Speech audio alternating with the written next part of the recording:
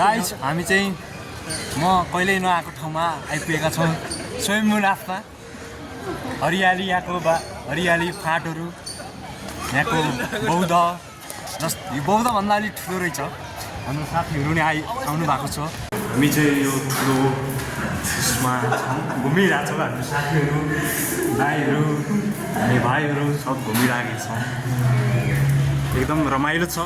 हामी चाहिँ यो तीनवटा गुम्बामा छौँ। चाहिँ यो गुम्बा दर्शन गरेर स्वयम्भूतिर गइरहेका छौँ। चारजना चाहिँ गइरहेका छौँ। हामी हिँड्दै यस्तो घाममा पसिना आइसक्यो, घाममा हिँडिराखेका छौँ पैदल यात्रा। हाम्रो चाहिँ यो भाँडाकुँडाहरू दाइहरूले यसो बिसन राख्नु भएको रहेछ। एकदम राम्रो राम्रो चिजहरू रहेछ। हजुर पनि भिजिट गरेर हेर्नु होला, एकचोटि आएर भिजिट गर्नु होला। एकदम राम्रो ठाउँ छ। नेपालको पर्यटकीय ठाउँ स्वयम्भूनाथमा आउनु होला सबैजना। घुम्दै चाहिँ यस्तो बाँदर पनि देखिरहेको छौँ। दाइहरू यस्तो हिँडिरहनु भएको छ। दोस्त तिमीलाई कस्तो लागिरहेछ हाम्रो यो? इन्जोय भइरहेछ। हजुरलाई कस्तो लागिरहेछ? मलाई एकदम इन्जोय भइरहेछ। हो, हजुरलाई कस्तो लागिरहेछ? एकदम बवाल राम्रो छ। हाम्रो बुवा हाम्रो दाइहरू सबैजना रुमाल बेचिरहनु भएको छ। हाम्रो पर्यटकीय ठाउँ स्वयम्भूनाथ। अझै हामी पुग्न बाँकी छ। अझै 5 मिनट जति लाग्छ होला। दोस्त कस्तो लागिरहेछ हजुरलाई? हो, यस्तो हरियाली छ, रमाइलो भइरहेछ। कालो भइरहेछ, घाममा यस्तो हिँडिरहेछौँ हामी।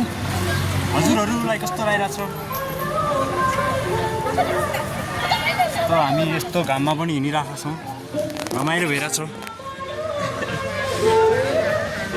पसिना आयो त दोस्त हजुरको? गाइजहरू हामी चाहिँ स्वयम्भू आइपुगेका छौँ। तल्ल यस्तो घाममा हिँडी अब हजुरहरूलाई म स्वयम्भूको सब भिडियो देखाइदिन्छु। सब भिडियो हेर्नु होला लास्टसम्म। लाइक सब्सक्राइब गर्नु होला। आशिषजी कस्तो लागिरहेछ तपाईँलाई? एकदम बवाल है। हजुरलाई कस्तो लागिरहेछ? भाइ हजुरलाई कस्तो लागिरहेछ? एकदम बवाल ठाउँ छ। हजुरहरू नि एकचोटि भिजिट गरिदिनु होला। एकदम नेपालको प्रसिद्ध स्थल स्वयम्भूनाथमा हजुर पनि आएर एकदम इन्जोय गर्न, रमाइलो गर्न। हामी बालेन सिटी, हाम्रो बालेन भाइ पनि यहाँ हुनुहुन्छ। हाम्रो तपाईँहरू जोडी लिएर आउनु सक्नुहुन्छ। हाम्रो जोडी पनि देखिरहेको छौँ। एकदम रमाइलो ठाउँ हामी प्रवेश गरिरहेछौँ। म तपाईँलाई अन्तिमसम्म देखाइदिन्छु। यहाँ आइरहेको छौँ। यो झरना यस्तो राम्रो झरना एकदम राम्रो छ। हाम्रो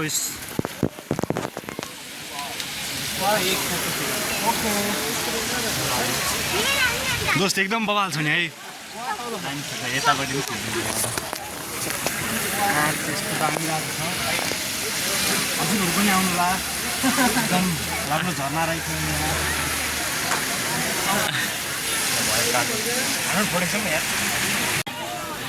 It is a beautiful place in Nepal. It is a beautiful place in Nepal. Thank you.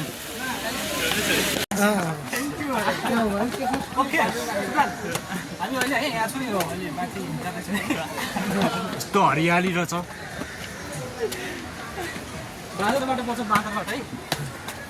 बाँदर चाहिँ यहाँको एकदम डेन्जर रहेछ। बाँदरले फोन लग्यो भने खत्तम हुन्छ। गाइजहरू कस्तो लागिरहेछ हजुरलाई? कमेन्ट, लाइक, सेयर गर्न नभुल्नु होला। एकदम रमाइलो छ। आफै मात्रै हेर्ने मान्छे आफै हुँदैछ। चाहिँ यहाँ मन्दिर आइपुगेका छौँ। देख्न सक्छौँ हामी परिवारहरू। हाम्रो ठुलो मन्दिर, एकदम रमणीय ठाउँ छ। कस्तो राम्रो ठाउँ रहेको छ यहाँ। एकदम बुद्धिस्ट धर्मको ठुलो मन्दिर स्वयम्भूनाथमा हामी आइपुगेका छौँ। हजुरहरू पनि भिजिट गर्न नभुल्नु होला। एकदम राम्रो राम्रो ठाउँ रहेको छ यहाँ। हाम्रो बौद्ध पछिको ठुलो मन्दिर यही हो।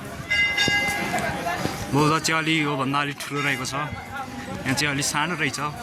एकदम राम्रो राम्रो हाम्रो इन्डियन टुरिस्टहरू पनि आउनु भएको छ। एकदम यहाँबाट काठमाडौँ एरिया एकदम राम्रो देखिने रहेछ। अलिक ठुलो हेर्नु होला।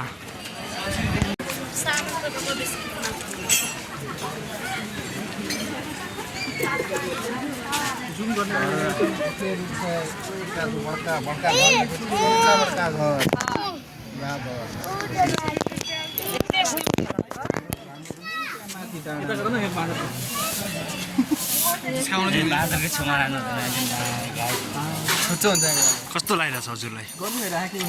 हो पानी ल्याइदिउँ त? पानी नपाइने रहेछ यो ठाउँमा है। हजुरलाई कस्तो लागिरहेछ? एकदम राम्रो छ। हजुर पनि आएर यसो भिजिट गरिदिनु होला।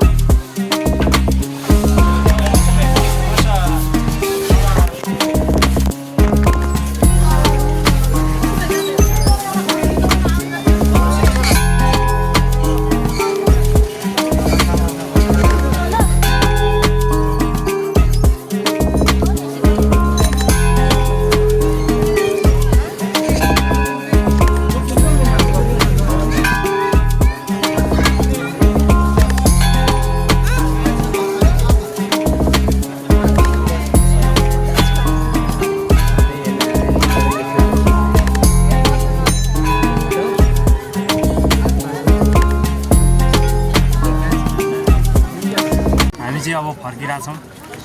हामी तिर्खा आएर हामी पानी पिएर हामी फर्किसक्यौँ मन्दिरबाट। हामी हिँडिरहेकै छौँ। अब तल हामी बस चढ्न एकदम रमाइलो रहेछ।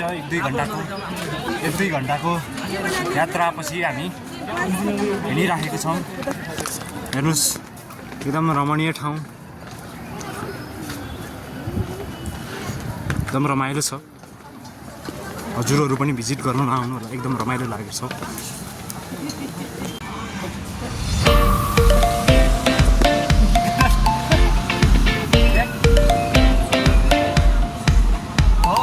हामी चाहिँ अब खाजा खाएर हामी हिँड्दैछौँ। हामी अब आफ्नो रुमतिर तर्फ लाग्ने कोसिसमा छौँ।